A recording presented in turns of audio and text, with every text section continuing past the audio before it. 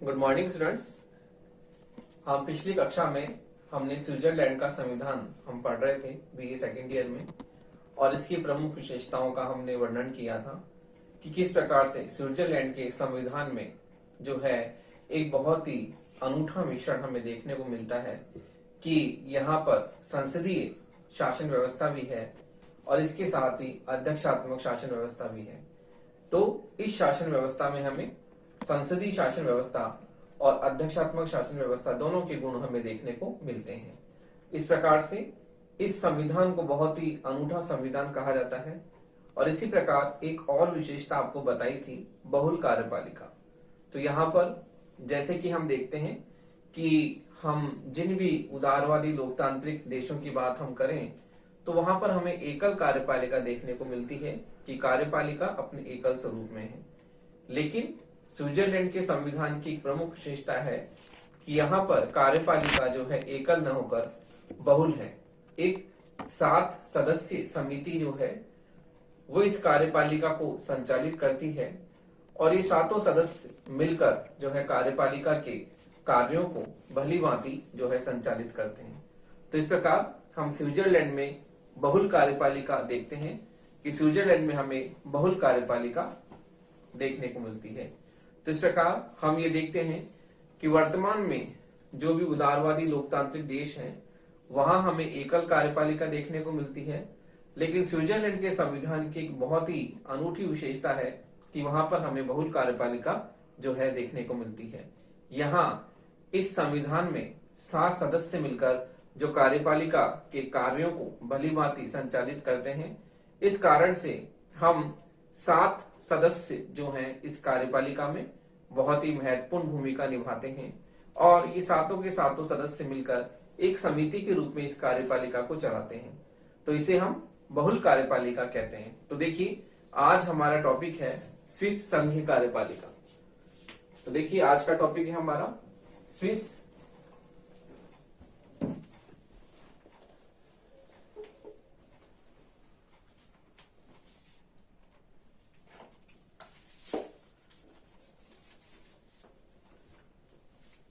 Swiss संघीय कार्यपालिका। Swiss संघीय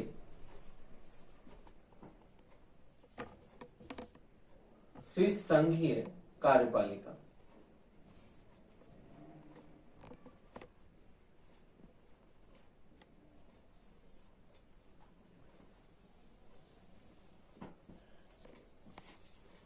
तो देखिए स्विस संघीय कार्यपालिका स्विट्जरलैंड की संघीय कार्यपालिका को स्विट्जरलैंड की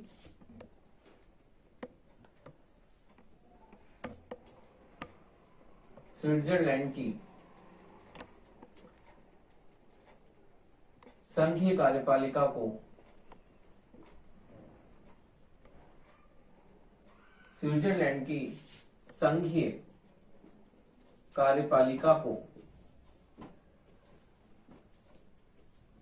कार्यपालिका को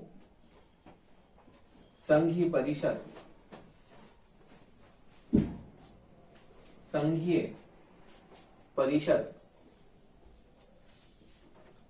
कहा जाता है। संघीय परिषद कहा जाता है। स्विट्जरलैंड की संघीय कार्यपालिका को संघीय परिषद कहा जाता है। यह 7 सदस्यों के समूह से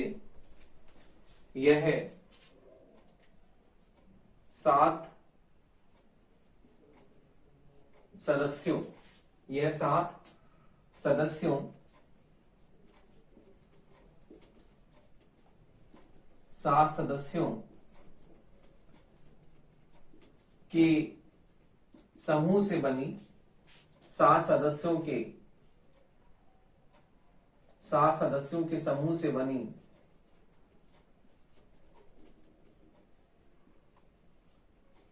सदस्यों के समूह से बनी ऐसी कार्यपालिका है जिसमें सत्ता का प्रयोग समूह से बनी ऐसी कार्यपालिका है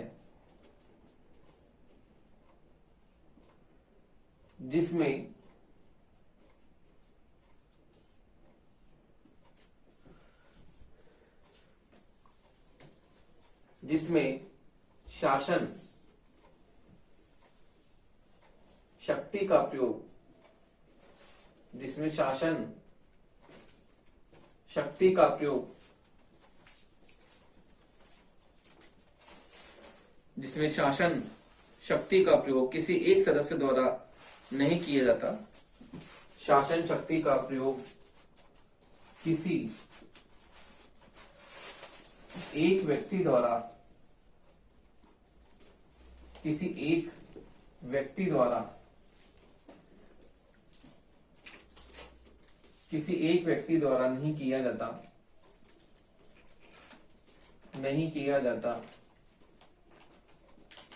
अपितु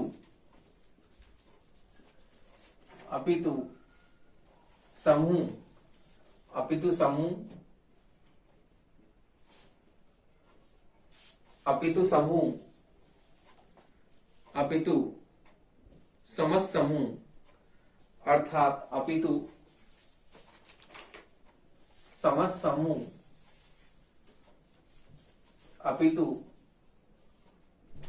समस्त समूह अर्थात परिषद द्वारा समस्त समूह अर्थात परिषद द्वारा किया जाता है अर्थात परिषद द्वारा किया जाता है परिषद द्वारा किया जाता है। स्विस संघीय कार्यपालिका की इस सामूहिक प्रकृति के कारण स्विस संघीय कार्यपालिका की स्विस संघीय कार्यपालिका की स्विस संघीय कार्यपालिका की इस सामूहिक प्रकृति के कारण इस सामूहिक प्रकृति के कारण इस सामूहिक प्रकृति के कारण इसे बहुल कार्यपालिका अथवा के कारण इसे बहुल कार्यपालिका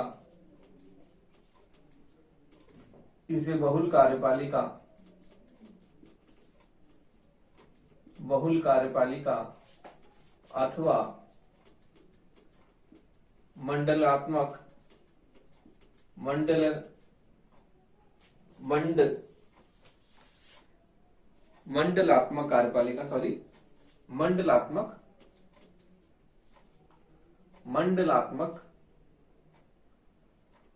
कार्यपालिका मंडलात्मक कार्यपालिका भी कहा जाता है मंडलात्मक कार्यपालिका भी कहा जाता है मंडलात्मक कार्यपालिका भी कहा जाता है। तो देखिए स्विस संविधान के अनुच्छेद 95 के अनुसार स्विस संविधान के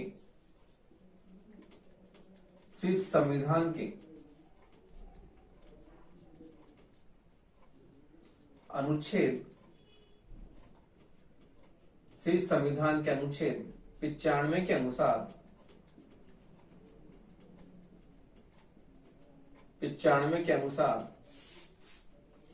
अनुसार राज्य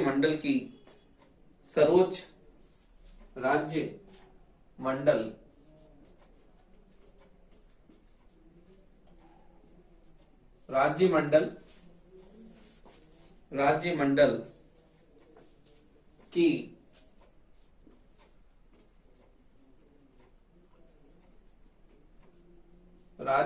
की सर्वोच्च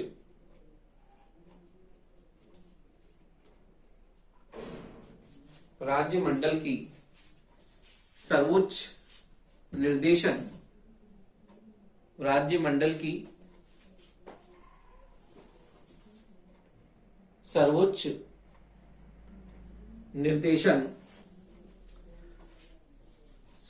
निर्देशन तथा कार्यपालिका शक्ति, सर्वोच्च निर्देशन तथा कार्यपालिका शक्ति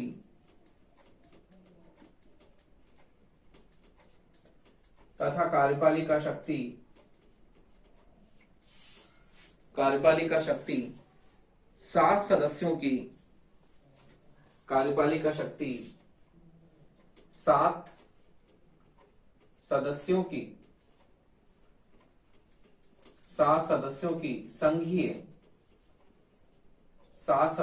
संघीय परिषद द्वारा, सात सदस्यों की संघीय परिषद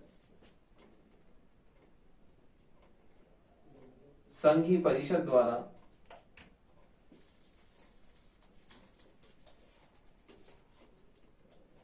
सात सदस्यों की संघीय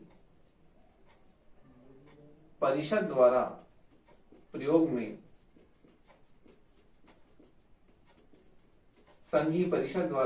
में, लाई, सात सदस्यों की संघीय परिषद द्वारा प्रयोग में लाई जाती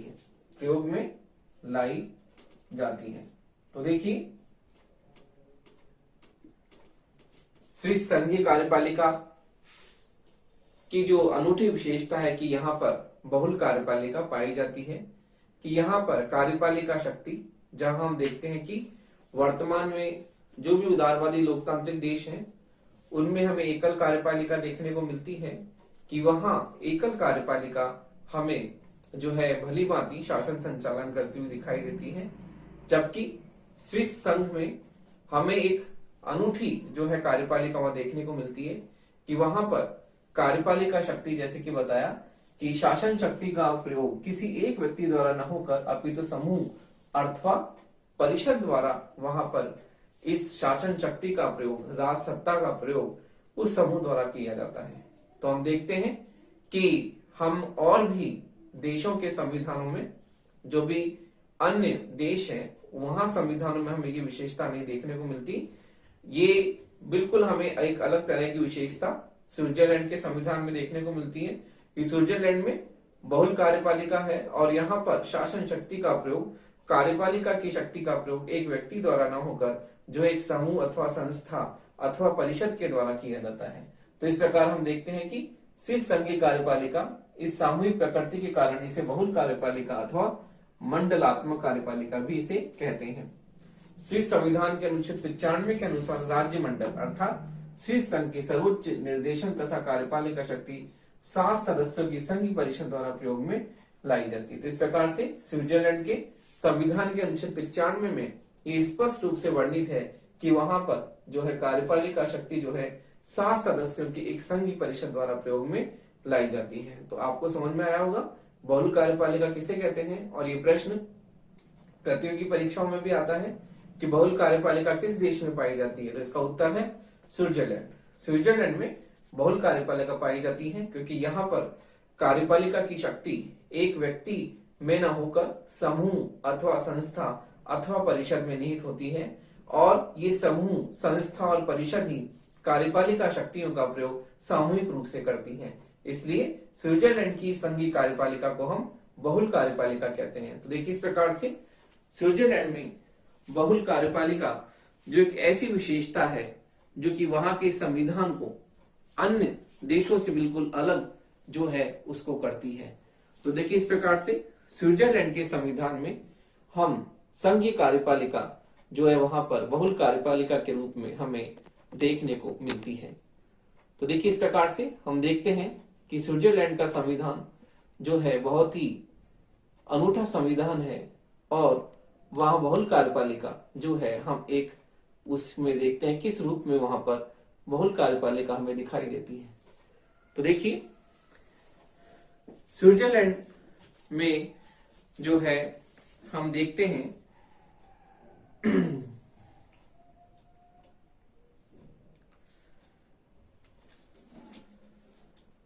तो देखिए, स्विट्जरलैंड का संविधान बहुत ही अलग है। एक तो बहुल कार्यपालिका है और उस प्रकार से हम देखते हैं कि यहाँ पर अध्यक्षात्मक और संसदात्मक शासन व्यवस्था दोनों का अनूठा मिश्रण हमें देखने को मिलता है, जो कि हमें किसी भी देश में देखने को नहीं मिलता। फिर हम देखते हैं कि किस प्रकार से संघीय परिषद का संगठन एवं कार्य प्रणाली है। तो हम अब चर्चा करते हैं संघीय परिषद का संगठन एवं कार्य प्रणाली। तो देखिए संघीय परिषद का संगठन एवं कार्य प्रणाली पर हम चर्चा करते हैं।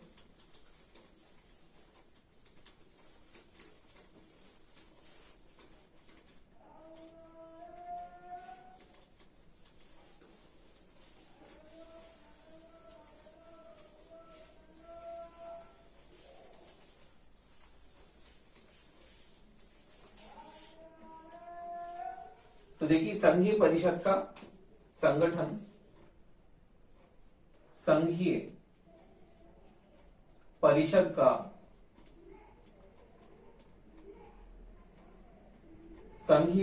का संगठन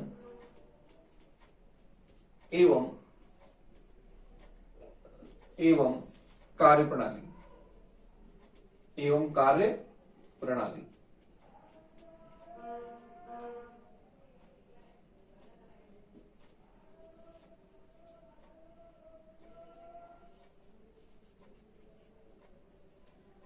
संघीय परिषद का संगठन एवं कार्य प्रणाली। तो देखिए संघीय परिषद का संगठन हम देखते हैं किस प्रकार से जो है संघीय परिषद का संगठन होता है। तो देखिए हम पहले संघीय परिषद का संगठन देखते हैं कि संघीय परिषद का संगठन किस प्रकार से है। संघीय परिषद का संगठन, तो देखिए संघीय परिषद का निर्वाचन हम देखते हैं। संघीय परिषद का निर्वाचन किस प्रकार से होता है। संघीय परिषद का निर्वाचन,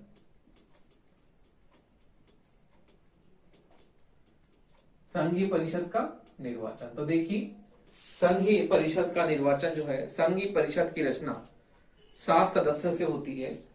संघीय परिषद की रचना संघीय परिषद की रचना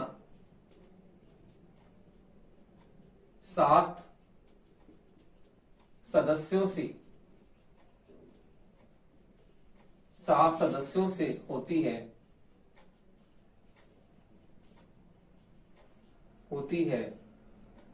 जिसका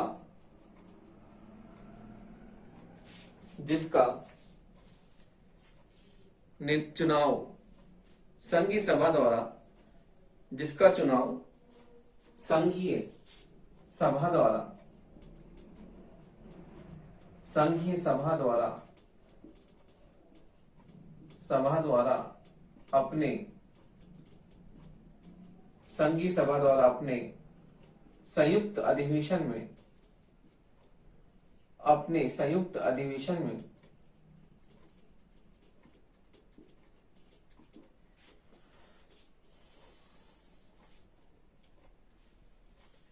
जिसका निर्वाचन, यह निर्वाचन है, जिसका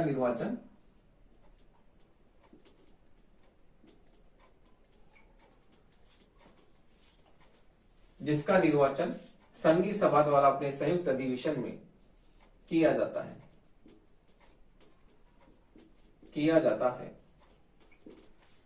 जिसका की जगह जिनका होना चाहिए,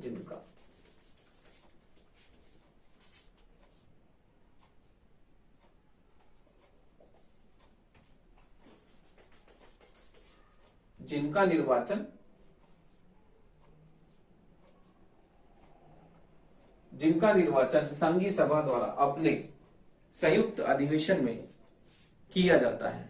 तो देखिए संघीय परिषद की रचना 7 सदस्य से होती है, जिसका निर्वाचन संघीय सभा अपने संयुक्त अधिवेशन में करती है। तो देखिए, संघीय परिषद जो है 7 सदस्यों का चुनाव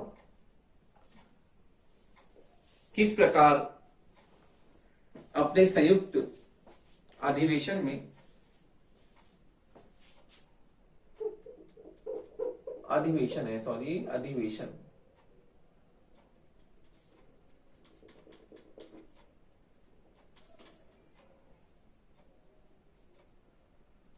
अधिवेशन में किया जाता है। तो देखिए, अपने संयुक्त अधिवेशन में संघीय परिषद अपने 7 सदस्यों का निर्वाचन करती है और इस निर्वाचन में जो है सदस्य किस प्रकार से जो है योग्यताएं रखते हैं, तो वो योग्यताएं उनके पास में होना चाहिए, तभी जो है संघीय सभा उन सदस्यों को निर्वाचित करती। अगला है संघीय परिषद का कार्यकाल। तो देखिए, अगला पॉइंट है संघीय परिषद का कार्यकाल।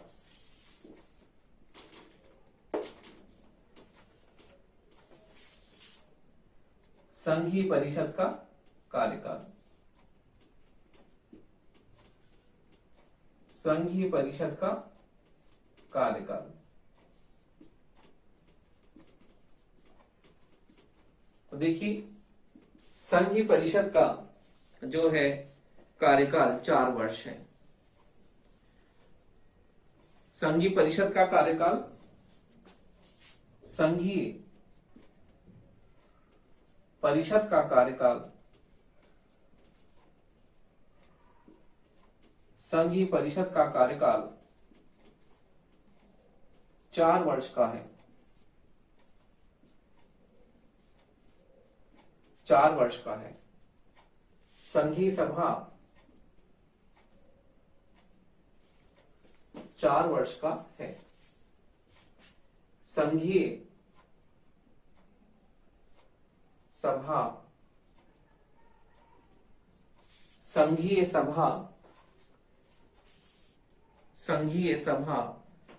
संघीय परिषद से संघीय परिषद से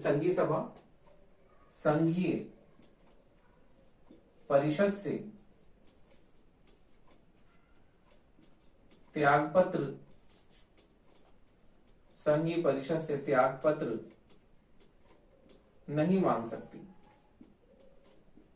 त्यागपत्र नहीं मांग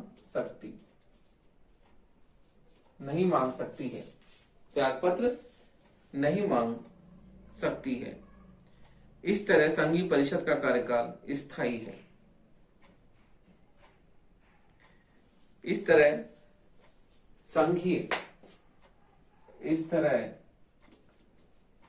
संघीय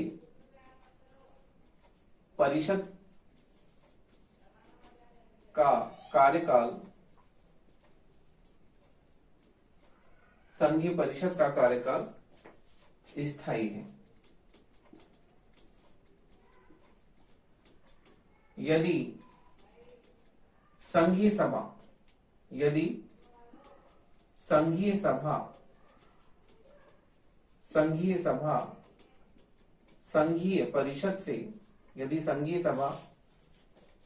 परिषद से पहले ही भंग हो जाए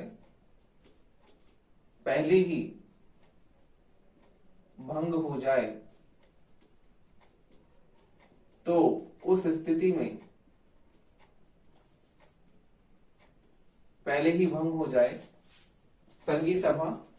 संघीय परिषद से पहले ही भंग हो जाए तो उस स्थिति में संघीय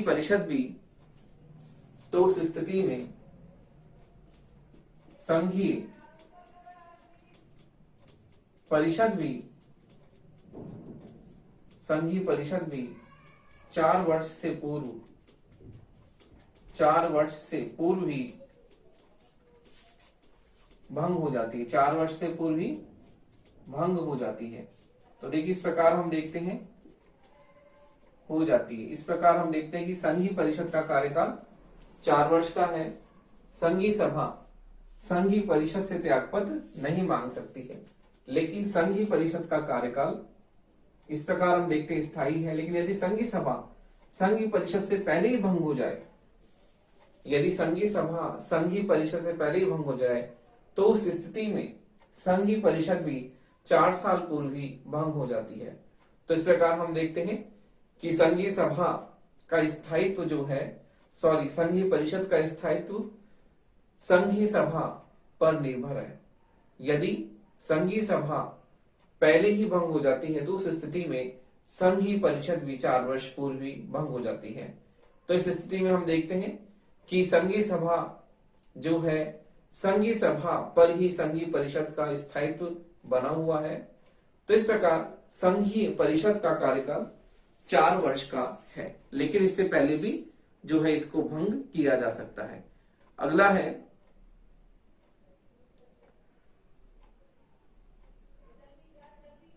संघीय परिषद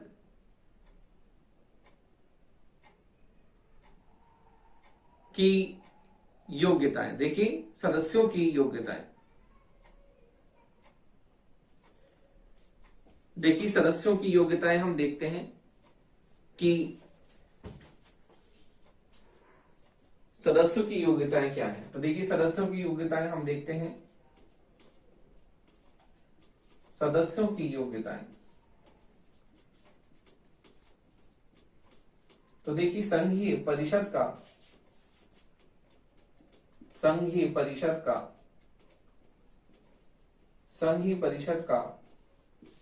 सदस्य बनने के लिए, संघीय परिषद का सदस्य बनने के लिए यह आवश्यक है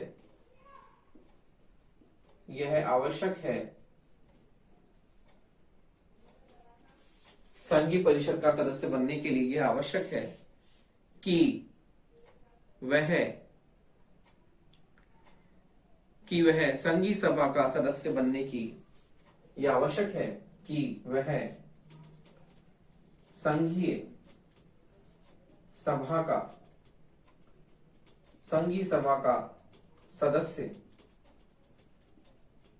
सभा का सदस्य बनने की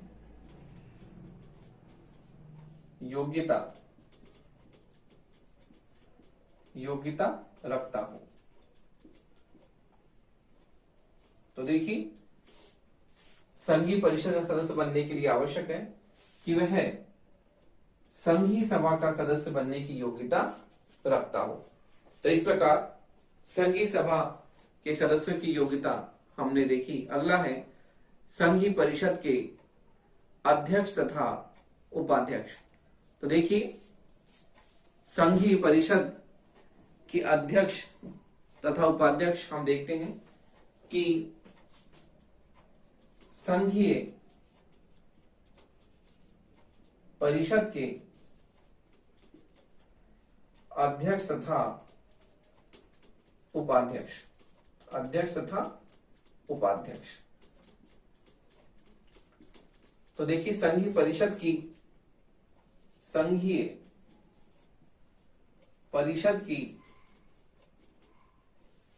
बैठकों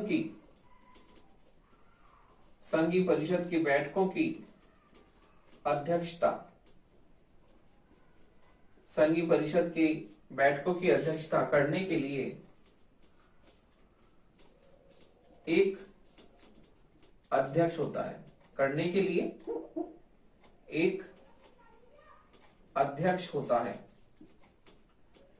एक अध्यक्ष होता है तथा उसके साथ ही संघीय परिषद में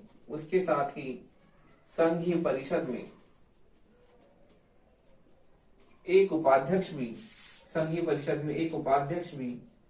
होता है। तो देखिए संघीय परिषद में एक अध्यक्ष होता है और उसके साथ ही एक उपाध्यक्ष भी होता है। तो संघीय परिषद की बैठकों की अध्यक्षता करने के लिए हम देखते हैं कि उसमें एक अध्यक्ष होता है, उसके साथ साथ ही संघीय परिषद में एक उपाध्यक्ष भी होता है। तो इस प्रकार हम देखते हैं कि संघीय परिषद का संगठन हमने देखा, हम पढ़ रहे हैं। तो देखिए इसमें हमने देखा कि संघीय परिषद जो है बहुत ही महत्वपूर्ण संस्था है, जिसे बहुल कार्यपालिका के नाम से जाना जाता है। और इसमें हमने देखा कि संघीय परिषद में जो है एक अध्यक्ष के साथ साथ एक उसमें उपाध्यक्ष भी होता है, ताकि जो है बैठकों की अध्यक्षता जो है अध्यक्ष करता है। तो इस प्रकार हम संघीय परिषद का कार्यकाल और संगठन हमने इस प्रकार समझा।